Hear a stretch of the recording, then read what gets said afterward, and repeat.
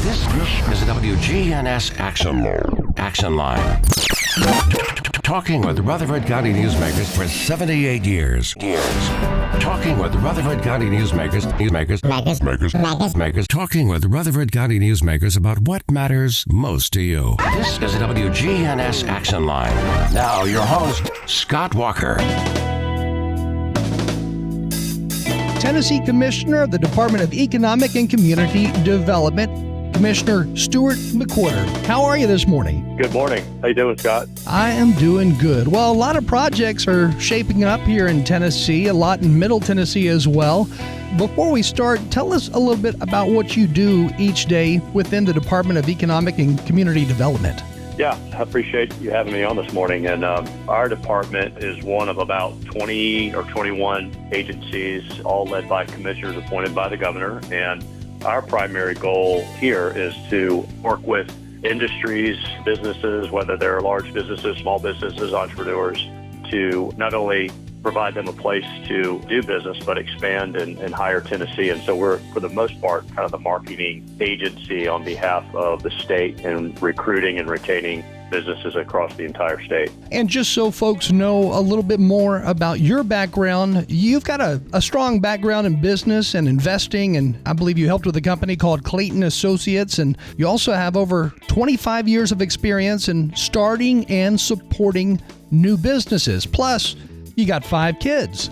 So yeah, you can do anything. It's a busy time. It has been for the last couple decades. But yeah, I was fortunate to start a venture capital company with my father back in the mid-90s. And we went out to invest in a lot of early stage companies, startups, primarily in the healthcare industry. And, you learn a lot about businesses and how tough it is to start a business, and not only start a business, but keep the business going and growing and sustaining all the challenges that come your way. But the governor asked me to come back into this role. I served as Commissioner of Finance and Administration initially when he first came into office. And then I stepped out for about a year and a half, and he asked me to come back into this role because my background in business, working with small businesses, large companies, et cetera, and it's really served me well. The way I take on every day when I come to work, the mindset's no different than it is when I was, running our venture firm, which is, we're looking at companies on the venture side. We assess and do our due diligence on businesses that we want to invest in. And there's a lot of work that goes into that due diligence. And that's no different than what we do today. We're recruiting businesses, but we're making sure that these businesses have a plan for long-term success in our state that will continue to grow and hire Tennesseans, provide a great service that represents a brand that we think matches up well with the brand of Tennessee, which is a great global brand. So we're very thoughtful about that because these are taxpayer dollars when we provide these incentives. We know that these are taxpayer dollars, and obviously we take that very seriously in the work that we do. In about a month and a half, July, that will mark your 3 years under this current role. And what's pretty impressive is that in that time span, you have helped to bring in or start about 160 projects with 22,000 or so jobs. And then all of this adds up to a capital investment in different communities of $11 billion. And that may not include some of the items that we're about to talk about, things like Barrett Firearms and their recent announcement of the new jobs, of new construction, all of that stuff. And then you have Schneider Electric. But kind of talk to us about those two things, because those are right here in Rutherford County. They are. And, Rutherford County's been just a fantastic county community to work with for us. There's a lot of interesting activities taking place, and I'm sure we'll talk about MTSU as well. But in particular, you talked about all the things that since I've been in this job, those are statewide numbers. And we've just been very fortunate as a state to continue to have success. And again, recruiting and working with existing businesses here in our state as they expand. In particular, you mentioned Barrett Firearms, and we're really excited about that project. As I think Niowa Group out of Australia is the parent company now, Barrett.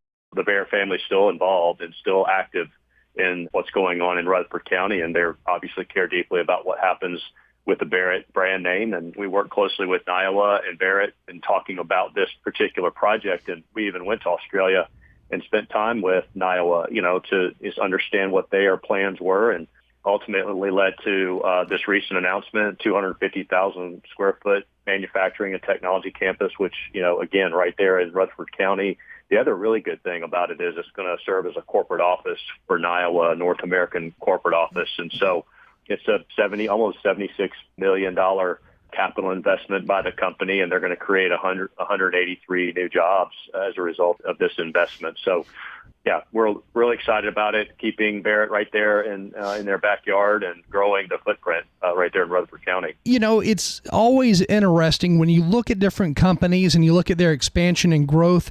And Barrett, for example, that's a company that started right here in Murfreesboro. And Ronnie Barrett, who started the company, he actually was a photographer, had a small photography studio just 2 doors down from us here at the radio station.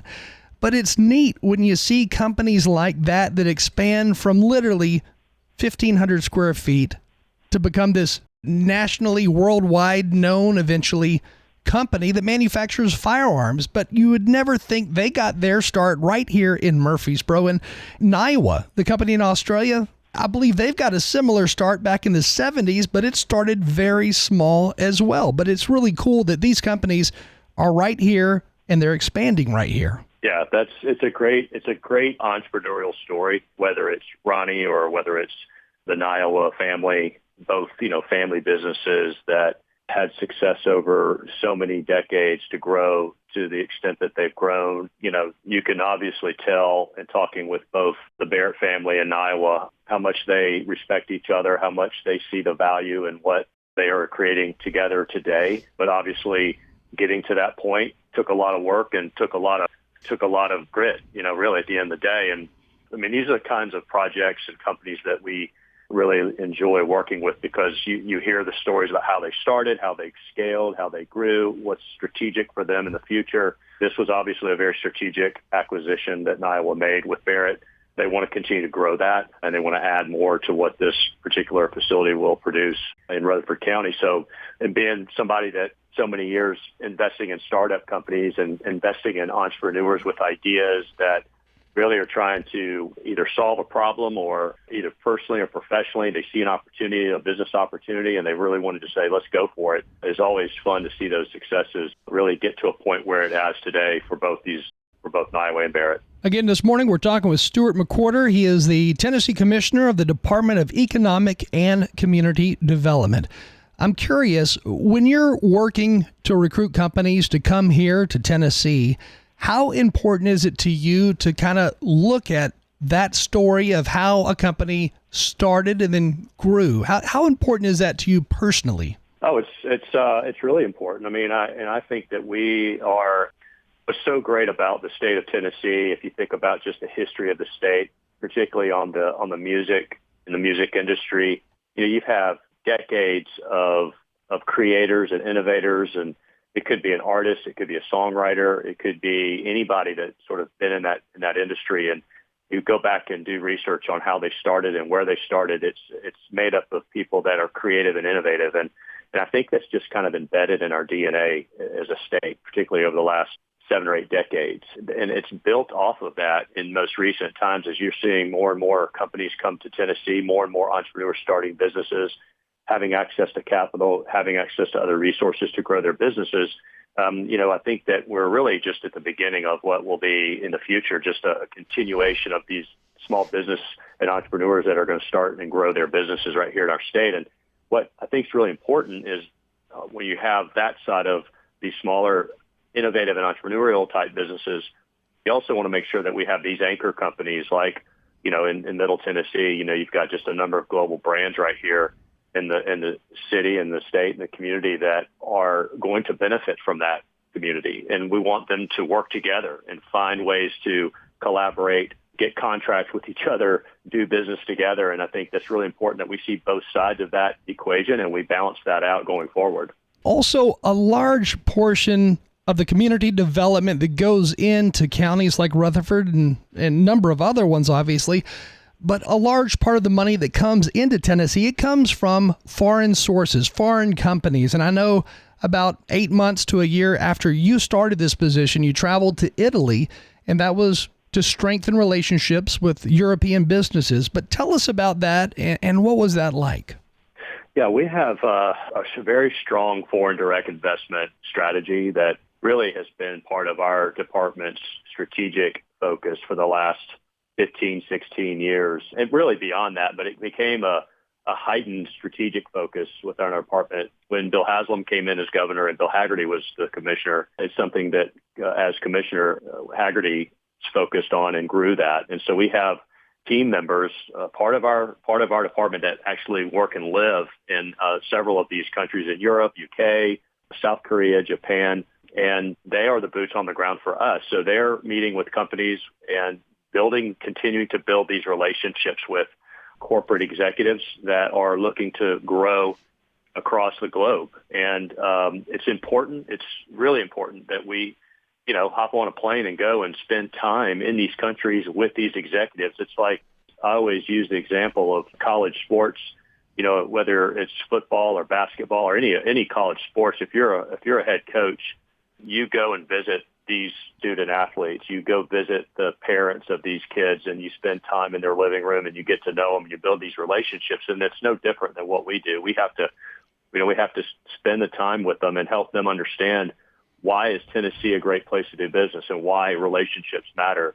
And it really is just the beginning. When we recruit these companies, it's just the beginning of the relationship. It's not transactional from our perspective. Once they make the decision to come, we work with them throughout their growth because they're always going to need help along the way. So, yeah, it's our foreign direct approach is very critical to our success as a department, is I think very critical to the success of the state. And if you look across the state of those that have been here, whether it's Nissan for the last, 40 or 50 years, all the way to one that we just landed last year, very recognizable company out of France it's on the nuclear energy side, a company called Orano. It's a French company. And that didn't just happen because they decided to call Tennessee and just show up. That took a long time to build those relationships and help them understand why Tennessee, and in this particular case, why Oak Ridge was the place for them to make their decision to come. I think Nissan is probably one of the most notable companies that is a foreign investment in Tennessee, but they came here in Rutherford County in the 1980s, and all the jobs that they created, I mean, they're still creating those jobs today. It's so powerful for a community like Rutherford County to have a Nissan. And then you have Franklin, Tennessee, where they now have the headquarter office for Nissan that recently moved there over the last couple of years. These are so positive for areas like Williamson County, Rutherford County, and of course, Davidson County too. Absolutely. Yeah. I mean, Nissan's a great Tennessee story, economic development story. They even have a plant down in Deckard, Tennessee, and they make engines down there. I mean, they employ, I think, 1,500 to 2,000 employees just even down there. That doesn't get a lot of recognition sometimes. But Nissan's a heavy investor in our state.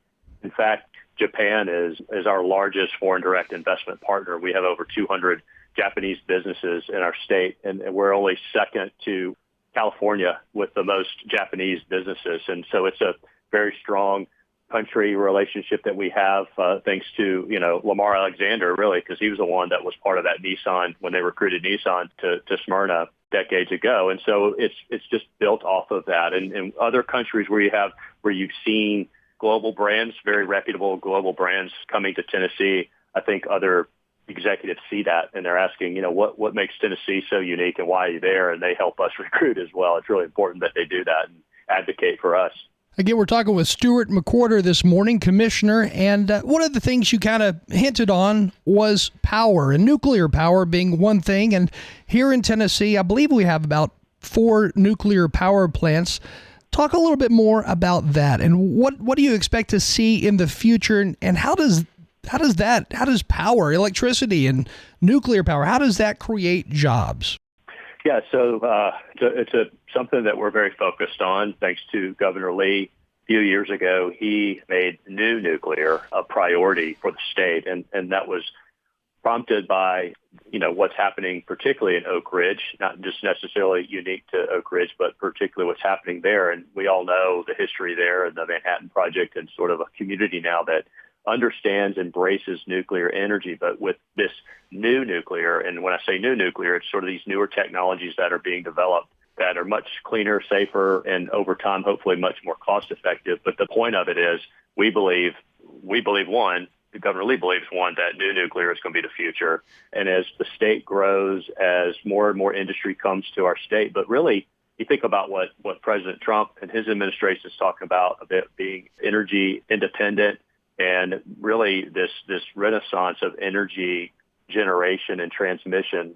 Nuclear is going to be a massive component of that. So we need to be, as a state, thinking about what do we need to be doing to make investments in the nuclear energy ecosystem? How do we continue to make nuclear energy an industry that industry leaders see as not only business friendly from a tax perspective, but from a regulatory perspective, to create this continued investments in that particular space? And so it'll create jobs. It creates another really important part of it is it's going to create the opportunity for workforce development. We have some great higher institutions of higher education, our technical schools as well, that are going to spend a lot of energy and time developing workforce opportunities so that we can recruit, retain that, because that's going to be really important for these companies as they think about where they want to be. And so we started making some decisions several years ago about how to be very strategic and thoughtful in that. And Orano is one example of several that, we looked all over the United States,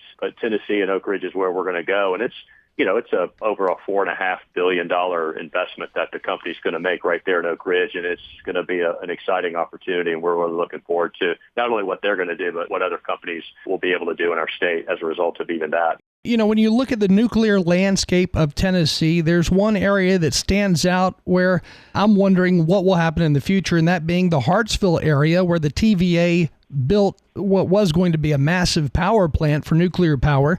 But of course, public opinion shut down that idea in the 80s, and it never really got off the ground. Is that ever going to be further developed? Yeah, I don't know about Hartsville. I don't have that's a TVA question. But what I would say is that I think it's really important that when you hear the word nuclear, oftentimes you kind of go back to the old understanding of what nuclear was, and certainly some of the impacts it had, negative impacts it had on communities. But what we're excited about, and I think what more and more conversation and awareness is happening around new nuclear and what this new technology is being developed, that it really is much different. It's nuclear, but there are so many other different ways with technology that is producing this nuclear power without what you would typically traditionally see. And whether plants were shut down because of some environmental issues or community concern, I think going forward, the opportunities to educate folks to understand that, what we're really talking about, it's nuclear, but I think it's in a much different, safer, much more efficient way to generate power. It's not the only source of power generation, but it's certainly going to be the future. And other states across the country are looking at all of these things. The administration, both here and up in D.C., I think are promoting this constantly. The challenge is most of that's not available today. So you have to find ways to bridge that gap between where we are today in power generation to the future of nuclear. Those are things with hydro energy, natural gas. Coal is, even though some plants are starting to close down, I think coal is still a source of generation that's going to continue, at least to get us to that point where we have enough other sources of clean energy generation going into the future. Here in Tennessee, what was called the Nuclear Energy Fund was put into place, and so far it has, I believe, helped to land about 700 plus jobs and then billions of dollars in investments, which you were talking about. But with that being said, are we also looking outside the box at other possible energy sources? Because I know I've seen a lot more acreage here in Rutherford County and also in Williamson County going to solar, and they have a whole field of solar panels where that further takes in and manufactures, if you would, more energy. But Schneider Electric being one of them, which is in Smyrna, they've got a huge field of solar panels. Yes, I mean, I think if you look at a pie chart, you'll see, a breakdown by a percentage of what sources of power generation exist in our state via TVA. And certainly solar power is one of those sources, but it can't be the only source. I think, solar is a great alternative, and it really depends on what you're utilizing that source of energy for. But it's certainly out there. It contributes to the grid, but it can't be seen as the only source. And, we see, again, nuclear is the one area that can produce a significant amount of megawatts. And that's what this is about, is how much how much megawatt production can be generated. Nuclear is clearly the long term will be in that pie chart will be the one that grows more, because that's going to take you from, I think, TVA in our states somewhere around 23,000 megawatts within the state of Tennessee currently. And if we think it's 30 or 35 or 40,000 megawatts over the next several years, then solar is going to be a contributor to that. But that's not going to be a massive contributor, because solar just doesn't generate the multiple of megawatts as some of these others. I think natural gas is probably more likely going to be the source of power generation, particularly in these next several years, call it 5 to 10 years. And, around the state, we do have access to natural gas. And I think that's being looked at from TVA about how to bridge this power generation demand that we're seeing. And then, on the other side is how you get the energy distributed. And that's another key component to this. Again, that's a TVA initiative. But from our side, from the state side, and how we can help promote that, going back to sort of your question around the Nuclear Energy Fund, is that we want to be providing grant dollars to opportunities with companies that will invest their dollars in the ecosystem to promote that energy generation. And then also we are spending a lot of the time and energy around workforce development, because, again, these companies that are looking to Tennessee for a lot of obvious reasons, but if we can't, as a state, collectively produce the workforce and the talent that these companies need, then it's going to make it more challenging for us to recruit. So we're going to spend energy and time with all of our education partners to make sure that we're skilling and upskilling, a workforce that's ready to go. Again, we're talking with Tennessee Commissioner of the Department of Economic and Community Development, Stuart McWhorter. And I was reading where nuclear, it generates about 45% of the electricity we use here in Tennessee, and that is generated at 4 nuclear plants in Tennessee, and then the TVA also operates, I believe, 2 in northern Alabama, but 45% of our electricity from nuclear power. That's right. Yeah. I mean, and that's, again, TVA operates in 7 states. We happen to be the one state where we rely pretty much 100% of our power coming from TVA through our local power providers. And so, yeah, it's really important that TVA continues to operate these nuclear sites as well as so many other sources of generation, as I've discussed. But, and we're very thankful for TVA. I mean, they're our number one partner in terms of business development. They're in the room with us when we're talking to companies, because these companies, particularly those that are in advanced manufacturing that are requiring a lot of power to operate their facilities, TVA needs to be in the room with us and talking about what they can provide. And if there's any challenges that come along, TVA's got to be in the room to help us collectively think through how do we get from where we currently are from a power generation and being able to provide the power needed to start their growth to their long-term growth plans, and make sure there's a path understood and agreed to that gives them the path for success as they grow. I've got to take a short break, but when we come back, I want to talk a little bit more about Schneider Electric, because I know last year the company announced that they were investing more money into Rutherford County and the state, and it was going to help create 100 new jobs. I want to talk about that relationship that you developed with Schneider Electric, how that started, where we stand today, and what they're doing next. Let's take a short break, and then we'll be right back. Again, this morning we're talking with Tennessee Commissioner of the Department of Economic and Community Development, Stuart McWhorter. Discover hidden treasures at the Garden Patch Thrift Shop on Spring Street in Murfreesboro. Whether you're searching for stylish clothing, sturdy furniture, or even large appliances, we've got them all at prices that you'll love. But here's the best part. 100% of your purchase supports Greenhouse Ministries, serving over 70 families a day. Your shopping dollars go straight back into the community, making a real impact. Shop smart and give back at the Garden Patch Thrift Shop on Spring Street in Murfreesboro. Get old. Old National Bank, that is. Old National Bank has the experience and service you need to buy a home, make investments, even online and mobile banking. Old National Bank is in the borough on Dr. Martin Luther King Jr. Boulevard. Old National Bank at 2230 Dr. MLK Jr. Boulevard, which used to be Mercury Boulevard. Visit us and enjoy warm, homemade cookies at Old National Bank. Old National Bank, equal housing lender, member FDIC. Hey, did you see that crowd last week? Well, it's the 50th season. What'd you expect? Fireworks? Nah, just sweet corn and smiles. This year marks 50 fresh, flavorful seasons at the Rutherford County Farmers Market at Lane Agri Park in Murfreesboro. Hi, this is Tina Fox at the Rutherford Farmers Co-op. Come see us for all your lawn and garden needs. Also, if you're looking for that great gift idea, come see us. If you're looking for that perfect outfit, wedding gift, or baby gift, come see us at the Rutherford Farmers Co-op, Middle Tennessee Boulevard, off of South Church. The Action Line on FM 101.9 and AM 1450 Murfreesboro, FM 100.5 Smyrna. Listen and watch at WGNSradio.com. We are broadcasting from the Middle Tennessee Electric Studios. Middle Tennessee Electric, serving our community since 1936.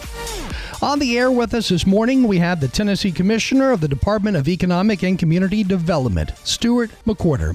Stuart, before that break, I mentioned Schneider Electric. Tell us more about your relationship there and how all that got started and what's in store for us.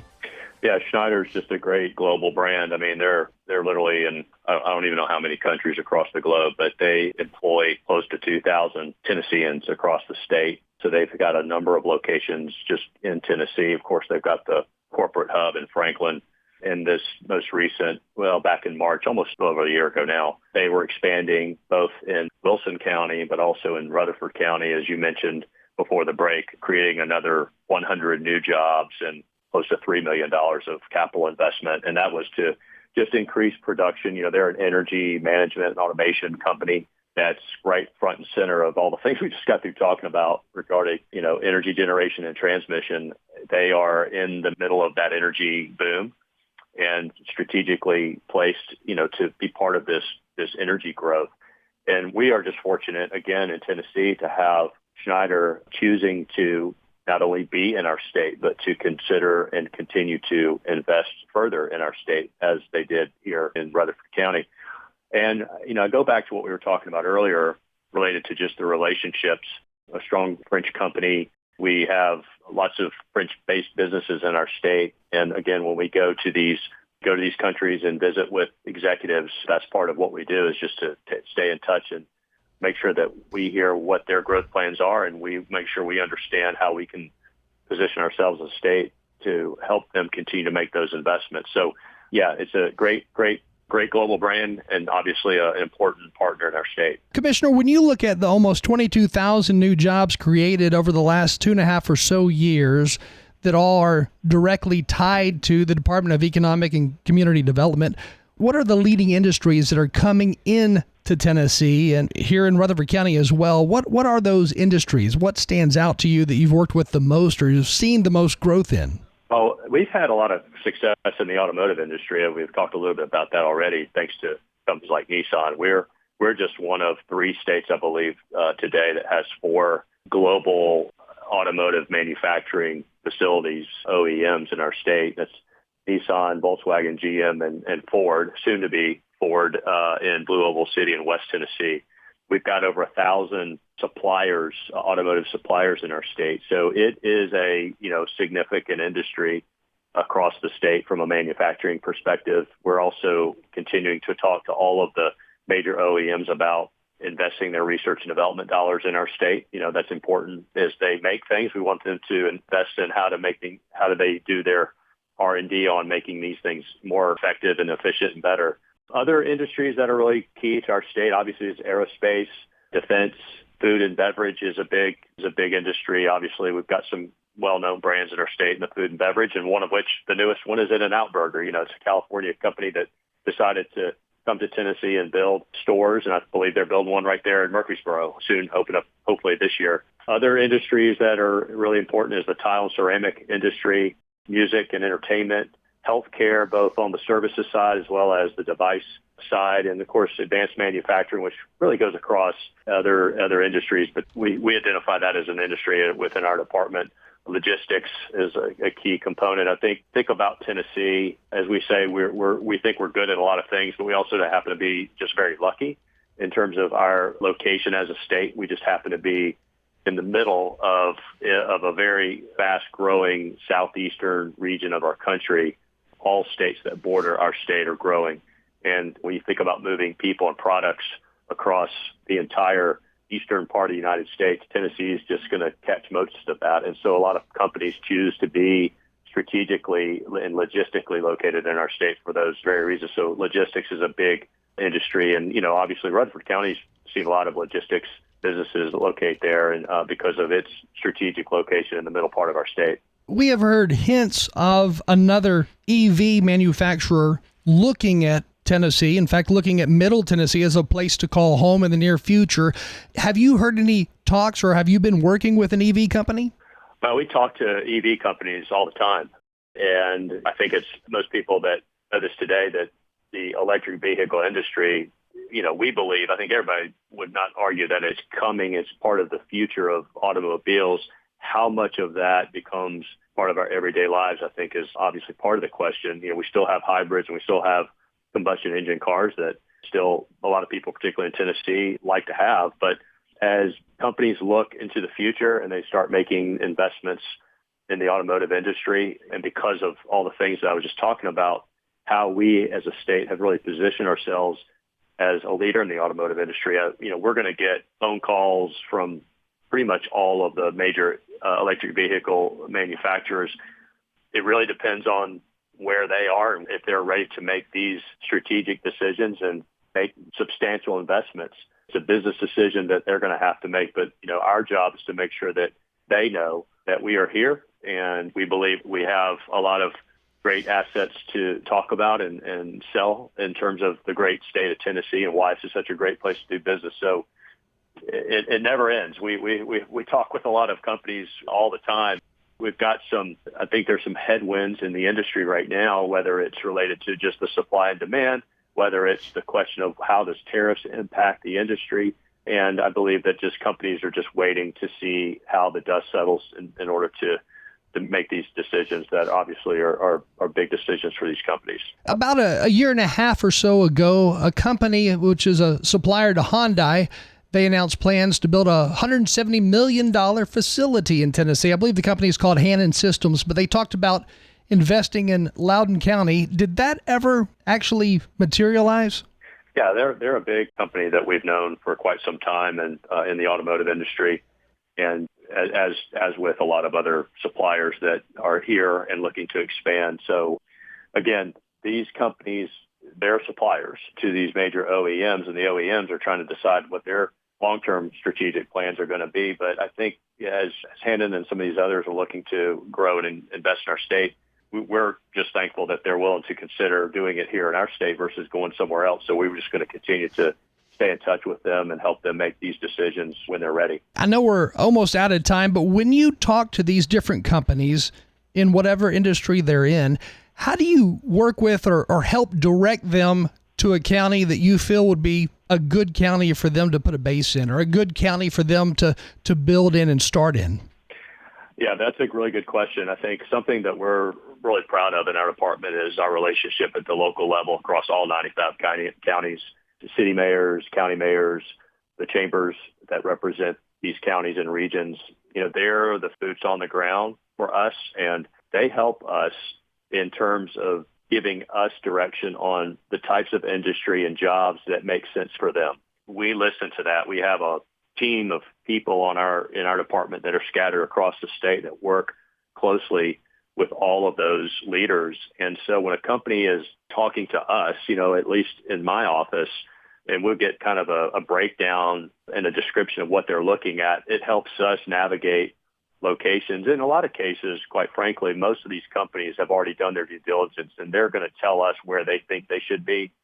It's not us directing that mostly, but knowing at our local level with our county partners, knowing what they want, that helps the conversation when companies are then talking to us about parts of the state that make sense for them. And so that'll allow us to sort of settle in on a couple of different locations, depending on what the company is ultimately looking for. In closing, MTSU, they are helping to play a role in a lot of research that's helping out Tennessee. Quickly tell us about that.